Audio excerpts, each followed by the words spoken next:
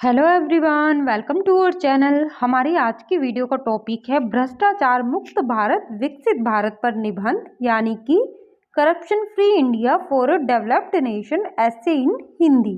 तो फ्रेंड्स, इस टॉपिक पर आज हम स्लोगन्स के साथ निबंध लिखना सीखेंगे। तो चलिए वीडियो स्टार्ट करते हैं। हमारे निबंध की शुरुआत हम एक स्लोगन के साथ करेंगे। हमारा स्लोगन टॉपिक से रिलेटेड होना चाहिए और टॉपिक के महत्व को बताता हुआ होना चाहिए। तो जैसा कि हमारा टॉपिक है भ्रष्टाचार मुक्त भारत, तो इसी टॉपिक से रिलेटेड हमारा स्लोगन है, भारत को विकसित बनाना होगा, भ्रष्टाचार से मुक्त कराना होगा। स्लोगन लिखने के बाद हम स्टार्ट कर देंगे अपना निबंध। भ्रष्टाचार एक सामाजिक बुराई है। इसे व्यक्तिगत लाभ के विचार के परिणाम स्वरूप अधिकार के दुरुपयोग के रूप में भी परिभाषित किया जाता है, जो कि मौद्रिक नहीं होना चाहिए। तो ये तो रही इसकी परिभाषा। देन आगे हम लिखेंगे, भारत समेत पूरी दुनिया में भ्रष्टाचार मौजूद है। भारत में अवैध गतिविधियों को करने के लिए इस्तेमाल किए जाने वाले मनी लॉन्ड्रिंग और रिश्वतखोरी से भ्रष्टाचार का गहरा संबंध है। भारत विभिन्न स्तरों पर भ्रष्टाचार की समस्या का सामना कर रहा है। यह देश को आंतरिक रूप से नष्ट कर रहा है। अक्सर कहा जाता है कि भारतीय राजनेता भ्रष्ट हैं, लेकिन यह एकमात्र ऐसा क्षेत्र नहीं है जहां भ्रष्टाचार है। यह हर क्षेत्र में है, यानी कि जो भ्रष्टाचार है वो प्रत्येक क्षेत्र में विद्यमान है। यह समय है जब हम में से प्रत्येक को अपने देश पर भ्रष्टाचार के नकारात्मक प्रभाव को महसूस करना चाहिए और अपने देश को भ्रष्टाचार मुक्त बनाने में योगदान देना चाहिए।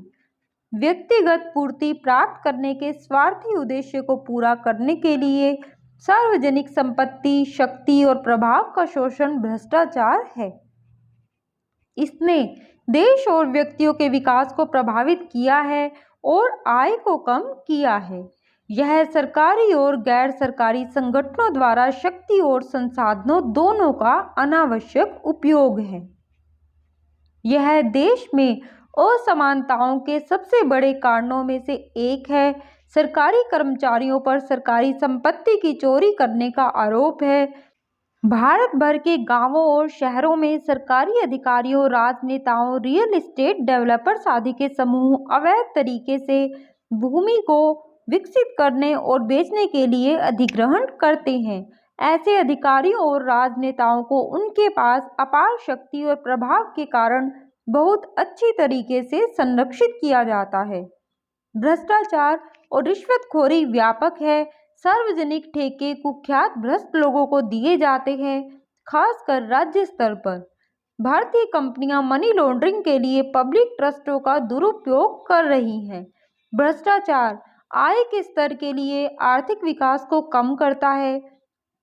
बहुत से भारतीय, विशेष रूप से ग्रामीण क्षेत्रों में रहने वाले लोगों को कई कठिनाइयों का सामना करना पड़ता है और उन्हें शुद्ध पेयजल, शिक्षा, जल निकासी जैसी बुनियादी सुविधाओं से वंचित कर दिया जाता है।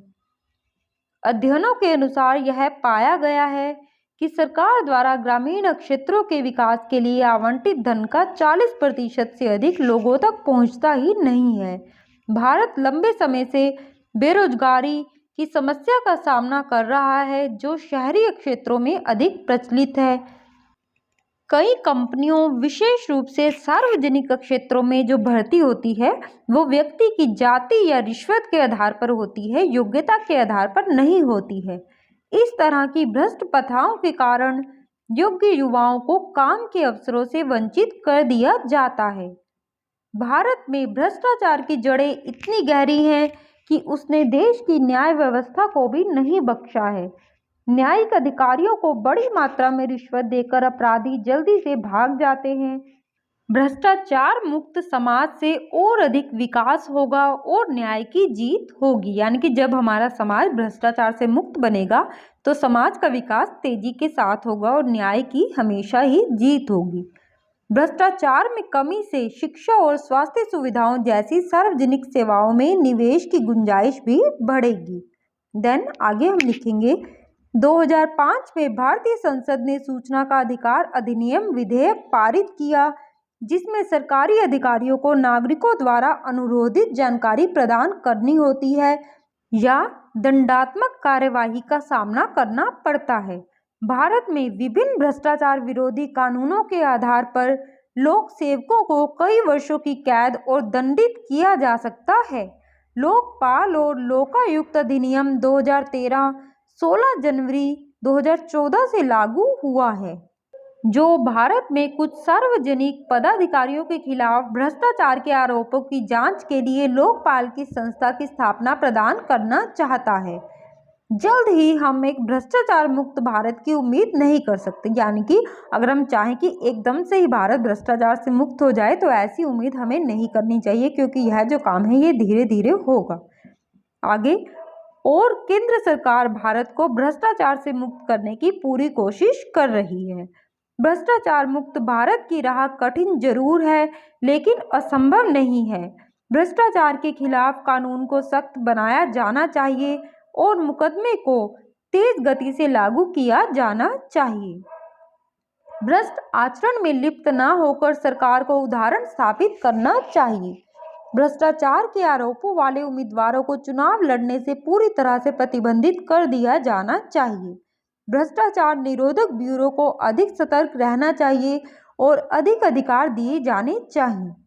दैनिक गतिविधियों पर नजर रखने के लिए सभी सरकारी कार्यालयों को निगरानी प्रणाली के तहत रखा जाना चाहिए। भ्रष्ट अधिकारियों के खिलाफ शिकायत दर्ज कराने को सुरक्षित बनाया जाए। युवा पीढ़ी को रिश्वत के भुगतान और स्वीकृति से इनकार करना चाहिए।